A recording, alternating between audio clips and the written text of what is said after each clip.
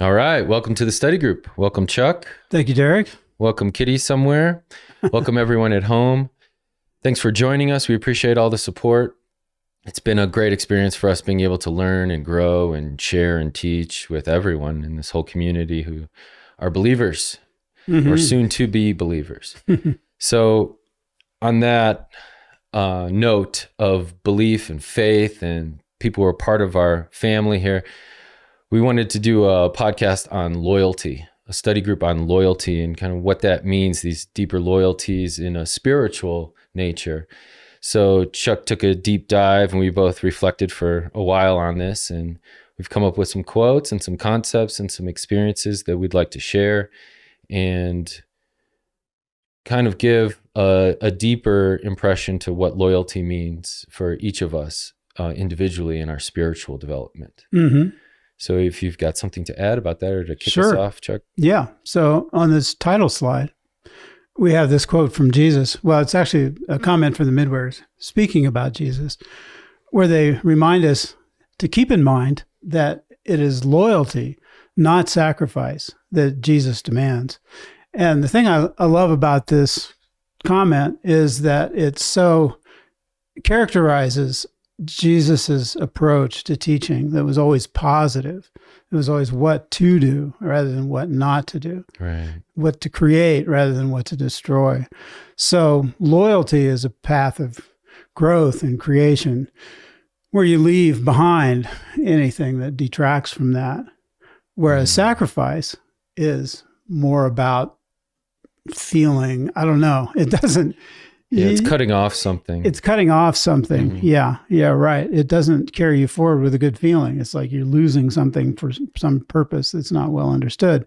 So he's telling us that it's really his loyalty that is our pathway to growth, especially in spirit and in our relationship with him. That's kind of what this is about. So as our creator, father, brother, friend, paradise, son of God, who came to this world to demonstrate what the potentials are of being human, the true potentials, by being loyal to him and following him and being with him, we can take on those qualities ourselves. And we can learn about what it means to grow spiritually through association with him.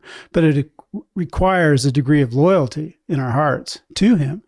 And that causes us to want to learn more about him, to study his life, to study his teachings, and know that he's always actually with us, present through the Spirit of truth. Yeah, through the Spirit of truth. And through the Spirit of truth is this loyalty to the Spirit of truth that we can maintain a constant communion and connection with. And that's kind of the loyalty of going through the inner world where the Spirit of truth is meeting us and having an authentic, sincere, open-mindedness that's teachable, that then we can faithfully go in cooperation with that teacher and know that as we stay loyal to this deeper loyalty towards the Spirit of truth, that's where the newness comes, that's where growth comes, that's where progression comes. And I would say that's where protection and strength and wisdom come too. They all grow from that, right? Loyalty to truth. And the Spirit of the Father lives within our minds as well. So we have this really interesting relationship going on. And then there's the Holy Spirit and the Mother Spirit also like holding us and supporting us all the time. So these three deity influences work together to guide us and teach us. And this idea of loyalty to all of that is what brings integration and consistency and all of the good things we hope for in our lives, that where we can feel that we're on a path that's going forward. We're not just going around in circles or making the same mistakes over and over again, that we can actually grow and make things better. Yeah, it reminds me, from my experience, the process is from an internal to an outward expression that's adding and contributing to the environment that once wasn't there. Right. Versus constantly scanning and receiving from the environment to do data analysis, to rearrange it, to present it in a way that's pleasing so that you're validated externally. This is all an external function that you're doing. And with that, there's such a fleeting, hollow feeling that comes with that. It's almost like you're sacrificing yourself. You're sacrificing your true identity by identifying with those things. Yeah, that's a kind of sacrifice. Right. So if you can stay loyal. It's part of secular culture. If you can stay loyal to the spirit within, then there's a fulfillment there that does bring joy. Right. And that's where the importance of loyalty comes into focus. So let's talk a little bit about loyalty. Maybe just real quick, we can list off some things. Sure. Yeah. So I went to the dictionary, I was curious, okay, what is loyalty?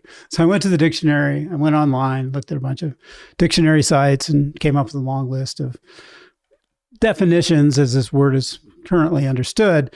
But then I also went to the Urantia book and to see the kind of values and priorities around loyalty that we learn of from the book as a framing, as a context for how to understand loyalty. So I came up with this short list that is sort of a blending from those two sources. Okay. So like, for example, courageous determination.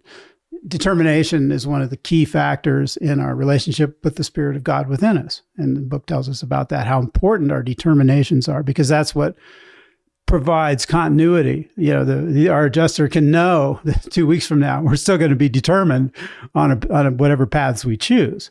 So this kind of bringing courage to that and, determination is super important. So that's a quality of loyalty.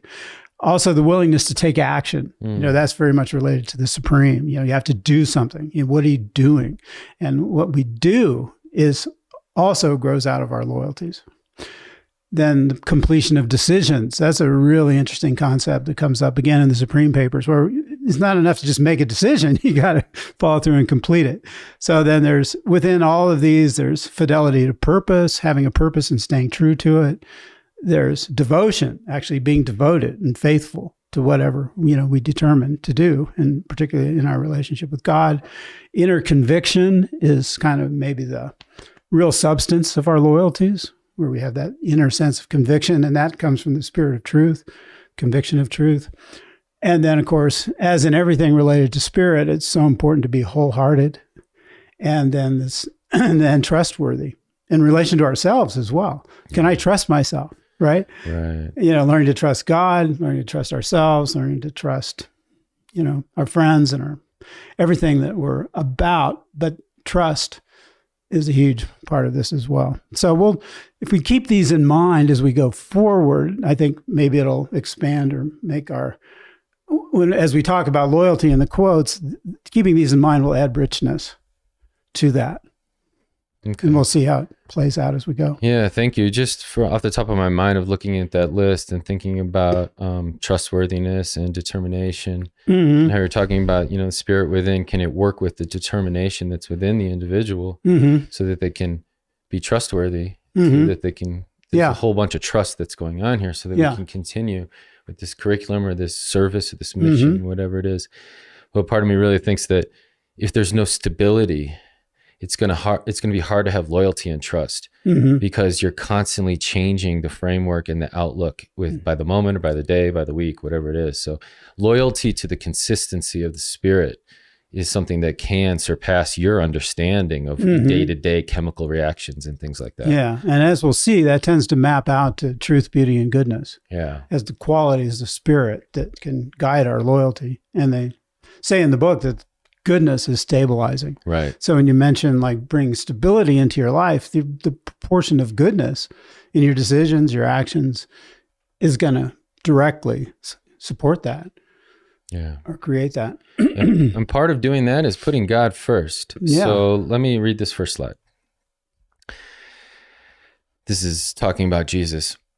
The Master, Jesus, triumphantly put loyalty to his Father's will above every other earthly and temporal consideration.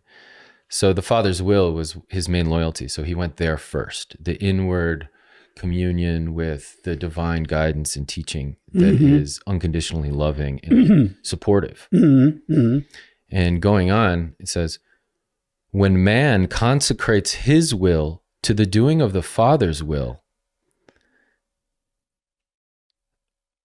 when man gives God all that he has, then does God make that man more than he is.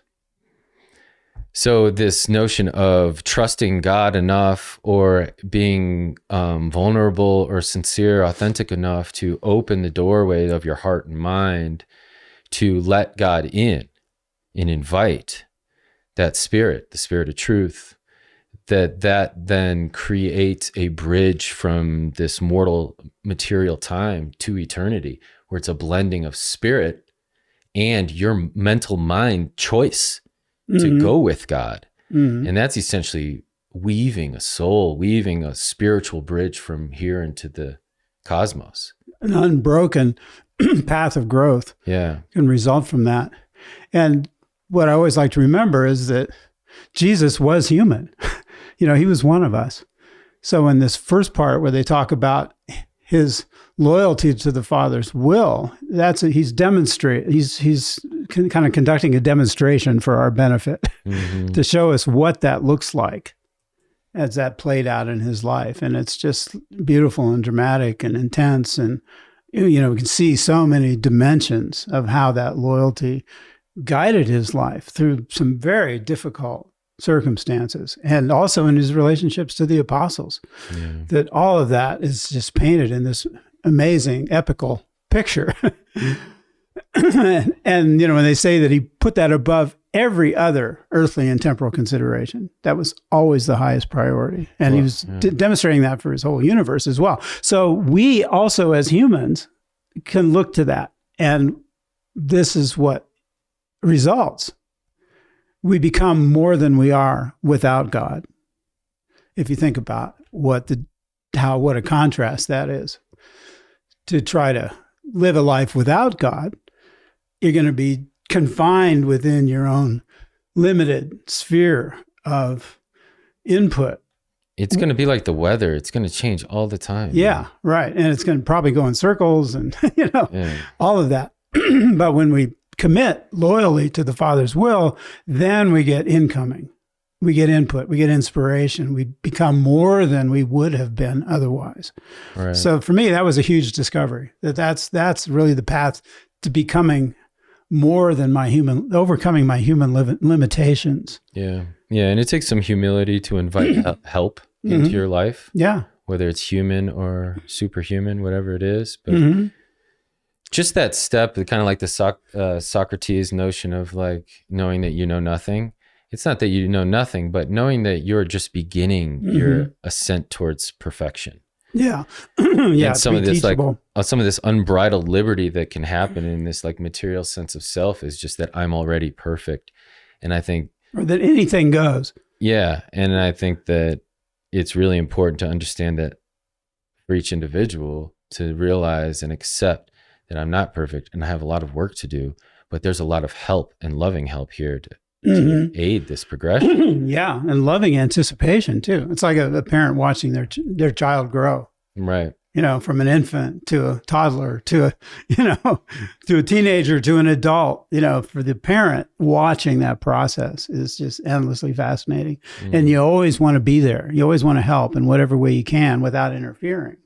Right. And it's kind of the same spirit of engagement that we're reading about here, with this loyalty to the Father's will, because he's watching over us with all his agencies and divine, beings and personalities that are charged with responsibility for overseeing human development. We have this loving support with us all the time if we're loyal to what that support is offering. So it creates a synergy of growth and possibility that's just not even possible otherwise. Yeah, I think what's important here is thinking about the courage that it takes to have faith, to be loyal to the unseen. Yes, right. That's a huge thing. And especially if you haven't been shown love, like in a personal level between your parents or humans or friends, environment, whatever. Yeah. For you then to know what love feels like, to receive it or to ask for it in your heart. Right. I mean, so many people are love starved. Yeah. They just, it just goes without saying. Yeah. I mean, not everyone, but it's a common problem. So how do you know what to be loyal to if you haven't felt that love? Yeah. That's interesting. Yeah, I think our loyalties are guided by the experience of love.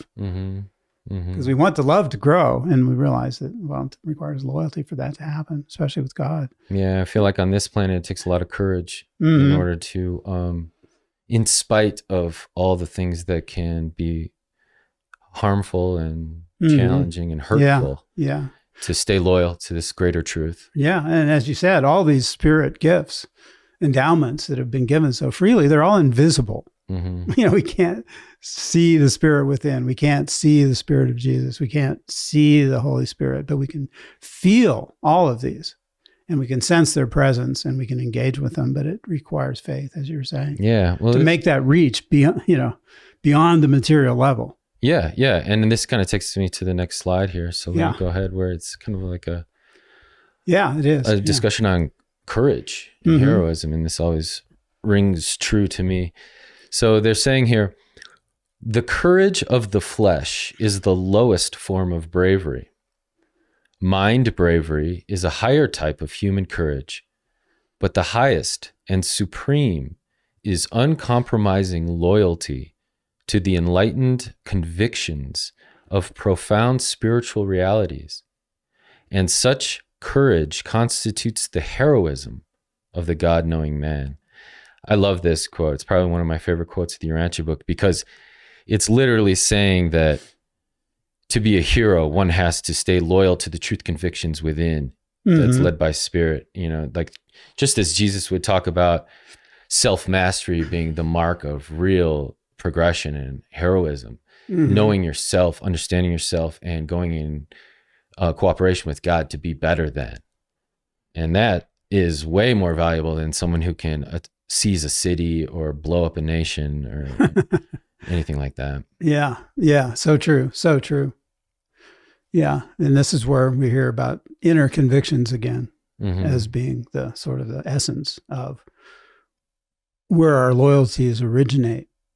Yeah. Every human, every person will have a vision. And it might be a little bit out of their grasp of understanding. They won't know is that just a daydream, or is that really for me? But because there's such a gulf of understanding, there's a fear that you can't be in that position of this vision yet. It's almost like a state that you see that's potential to be in. But unless you engage in the process of development in order to be in that place eventually, then you won't ever get there. Yeah, and it begins in the inner life. So, if you decide to become loyal to some external thing, a business, a project, an enterprise, who knows what it may be, a relationship, all those things, the loyalty to those external activities or engagements originates from an inner conviction that, this is the right path. You get a feeling about it being the right way to go. Yeah, it reminds me of kind of this next slide and how the apostles were loyal to Jesus at the end. Yeah. Let me go for this. So this I think is really super compelling in terms of the importance of loyalty and how personal it is ultimately. So they tell us that this is the Midwares again, recounting the events of Jesus's life, that they tell us that through the dark hours of the Master's death, so you think about everything that led up to his crucifixion and the days after, and that whole period, which was so tragic and so violent and so just like ripping apart. Traumatizing, exactly. So through the dark hours of the Master's death, in the hearts of these apostles, all reason, judgment, and logic were set aside in deference to just one extraordinary human emotion, the supreme sentiment of friendship, loyalty. So I don't know. To me, this is just a very, very powerful statement, because Jesus had established such a depth of friendship with the apostles that's what held them together.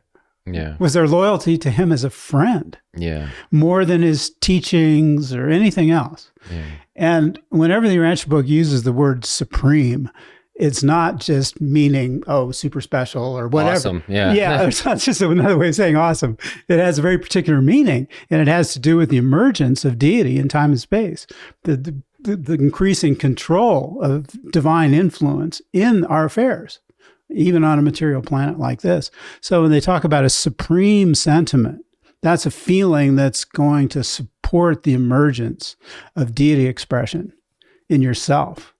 And as a consequence, in those around you through your influence. So this is part of what adds to the importance of this.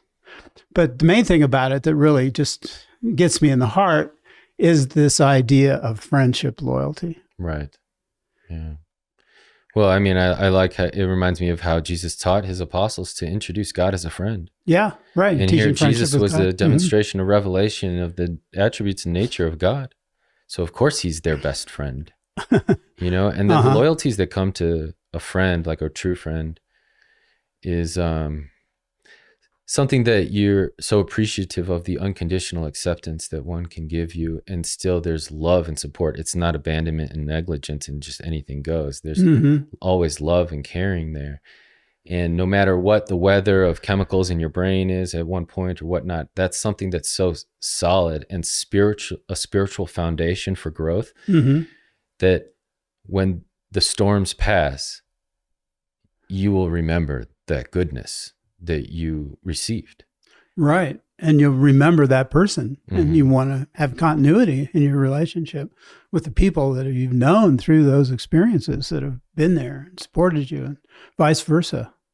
So this really speaks to the extent to which personal relationships are really the essence of universe life. Yeah. And universe progress and development and all of that. It's all about relationships, ultimately.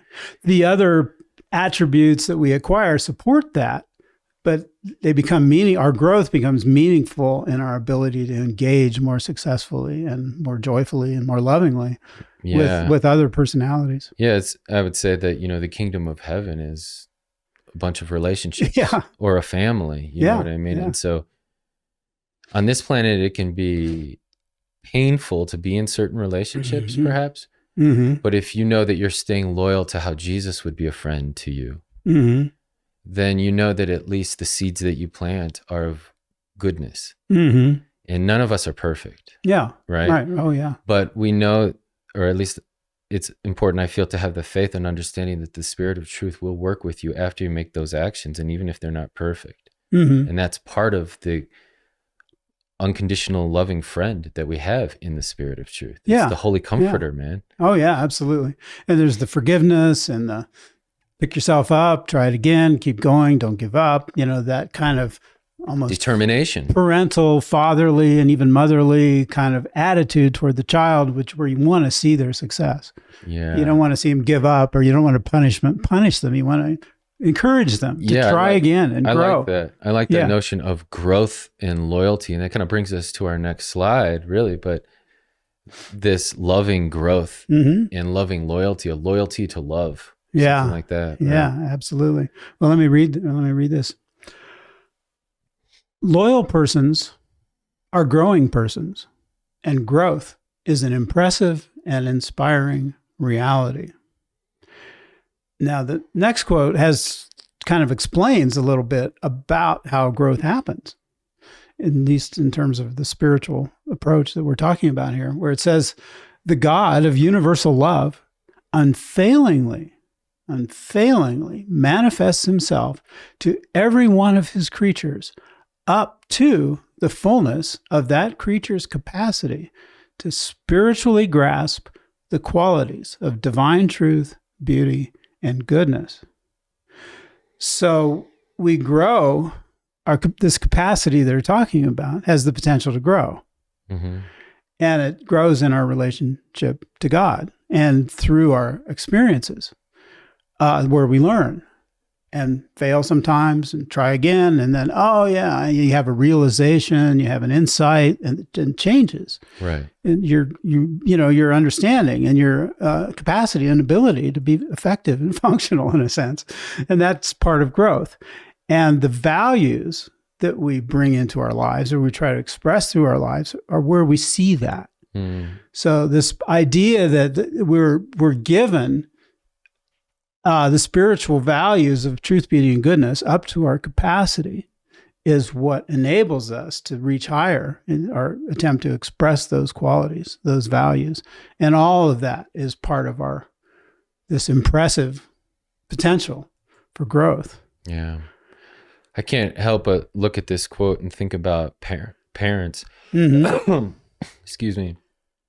And how it talks about loyal persons are growing persons, and growth is an impressive and inspiring reality. Yeah. And I just can't always help but reflecting on how important it is for children to see their parents progressing and getting better day after day, year after year. They're in their own loyal practice, right? They're loyal to their spiritual growth. And that demonstration is something that's so attractive and so inspiring. It's like Jesus's evolution of knowing God's nature and then sharing it with us. If you're a human who's constantly growing, you're staying loyal to your growth, then I can almost guarantee that then the fruits of that labor will provide a demonstration for youth, at least, if not others, that they can see their capacity can grow into what they know they might be able to step into and grow in. And that's, I think, a huge demonstration as far as giving somebody a positive task, a positive step, a positive action, not sacrificing thou shalt not. And these are all those laws that you have to feel bad about. It's more like, here's something you can do and it's good. And watch me. Yeah, as you can see someone who loves you doing it and I'm getting better. Right. Yeah. Yeah. If what you teach your kids doesn't match with what you're actually doing, that just creates this disconnect where trust is lost. You feel like you can't confide because there's too many contradictions in what you're being told and what you see. Right. So if the loyalties are being demonstrated, then that's solid. It doesn't really matter what somebody says. If you can see them growing in loyalty, that speaks volumes without even having to be put into words. And from my experience, when I maintain loyalty to whatever my goals are or whatever my practice is, there are always results that are tangible as a product of my loyalty to that task. So even in that sense, the fruits of the labor are visible to a sense. Yeah. I mean, we talk about invisible spiritual gifts and whatnot, but doing that work, the harvest of that work is something that you're bringing forth new things. Sure. Yeah. It has visible consequences, visible outcomes, projects, whatever. Yeah. Relationships. Health. Whatever. Yeah. Yeah. Health. Yeah. How the condition we're in on all levels. The fitness, our fitness to serve and body, mind, and spirit. Participate. It's all about participation. Ultimately, we want to participate in the evolution of this universe. We really need to express these values. Yeah. The truth, beauty, and goodness, and they go together to create love. And in a way, the way that the Urantia book talks about it, it's like if you imagine love as white light and you put it through a prism, the first three colors you get are truth, beauty, and goodness, are the kind of the primary values of divinity. Right. So if we're mindful of those values and I want to be true with discretion, I want to create beautiful outcomes. Consider attractive. And I want to, understand goodness, be more comprehending of what goodness actually is. Then we grow. Yeah. We grow in love. We become more loving as a result. That's your value standards to base things off of, perhaps, as opposed to what would this celebrity do, or what would this influencer do, or what would this tribe or group or law say. There's more this like inner loyalty of the spirit of truth telling us what is God needing from me. And I know that might sound like a huge step to some people, but however you want to talk about that inner relationship. And I think that it's important, this loyalty to the truth, beauty, and goodness in God's unconditional love and guidance versus loyalty to this middle-aged kingdom mindset where it's like a war that you're fighting and you have to be loyal to the general. And it's like might makes right loyalty where there's a lot of sacrifice in that. Sacrifice of health, sacrifice of self, sacrifice of individual expression, things like that. And it has been a challenge for me to go from that old world warrior mindset to a child of God who's liberated and teaching loyalty of love. Yeah. Well, that goes back to the title slide, that it's about loyalty, not sacrifice. Exactly. Not to say that we don't struggle, we don't have to contend with opposing forces sometimes and all that stuff, but we want to do it in a way that increases the quantity of goodness in the world. and truth and beauty as well. So that gives us a really strong guidance. I mean, this is a very helpful guidance, at least for me, to know that, okay, these are the three primary colors, the three primary values of universe development, growth toward the supreme, however you want to think about that, our own personal, development, getting off the planet to the next life. It's all wrapped up in our loyalty to these values. So to me, it simplifies the problem tremendously to be able to think in these terms and know that we have the companionship of deity with us all the time to help us to grasp these values and see how they might, have visions of possibility that where we can see how they might play out in the circumstances that we actually have control over. Yeah. Especially the action. The action part, right. It's a guidance for action. It's a guidance for inner self-realization, also guidance for action. Yeah. Insight, foresight, and the act is ours. Yeah, exactly. Well, my friend, thank you very much for this. Sure enough. Look forward to us being loyal to the truth together in this and to everybody else. If you have any questions or any ideas for podcasts, let us know. Leave them in the comments. As always, like and share. And we really appreciate loyalty to this attempt at uplifting the quality of thinking. Absolutely. So thanks, Chuck. Yeah, thanks for joining us. Yeah. See you on the next see you one. next time. Yep.